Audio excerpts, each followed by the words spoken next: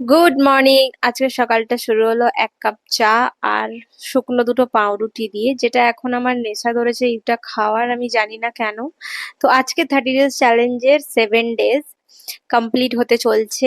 সকাল সকাল ব্রেকফাস্ট করে দেন রেডি হয়ে আমি বেরিয়ে পড়েছি। আমার কিছু কাজ ছিল, তো কাজটা যেটা সেটা আমি যেতে যেতে বলছি। তো ও আমাকে যেতে দেবে না, আমার ঘন্টু আমাকে আটকাচ্ছে। তো 11টা 10-15 নাগাদ আমি বেরোই ভাইয়ের সাথে, ভাইয়ের বাহনে চেপে।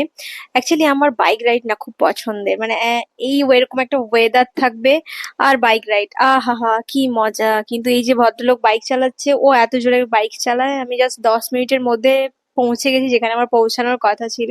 যাই হোক, আমি একটা কলেজে এসেছিলাম, কিছু কিছু কাজ ছিল ওই কারণে। তো ওখান থেকে কাজ সেরে আমি ডাইরেক্ট চলে এসেছি বাড়ি।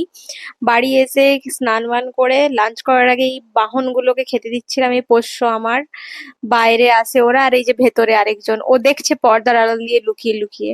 দেন 2টো নাগাদ লাঞ্চ করে আমি বিকেলবেলা আবার বেরোই বাজার যাওয়ার জন্য। বাজারে আমার কাজ ছিল যেটা, সেটা হচ্ছে যেহেতু আগামীকাল রাখি বন্ধন ছিল, এই কারণে রাখি কিনতে হতো।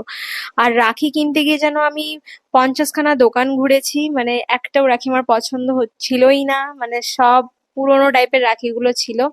আর রাখির ক্রেজটা ছিল স্কুল লাইফে, মানে সবাইকে পড়াতাম, রাখি কিনতাম এত এত।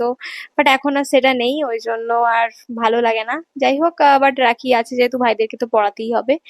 দেন রাখিটা কিনলাম অলমোস্ট আমি। দেন আমি চলে গেলাম একটু আইব্রো করাতে। লাস্ট 2 মাস পর আমি হয়তো আইব্রো করাচ্ছি। তো আইব্রো ডান করে সোজা চলে গেলাম আমি কিছু খাওয়ার জন্য। মানে খাওয়ার বলতে আমার কাছে এই তেলে ভাজাটা এত প্রিয়। সন্ধ্যেবেলা বাজারে গেছি তো ওই জন্য কিনেও এনেছিলাম, দিয়ে আমি মুড়ি মেখে খেয়েছি ভালো করে। দেন আমি চলে গেছিলাম এডিট করতে, এই যে আমার ঘন্টুকে নিয়ে। আর আজকের ব্লগটা এইভাবেই কাটলো। তো নেক্সট ব্লগে আবার দেখা হচ্ছে, বাই।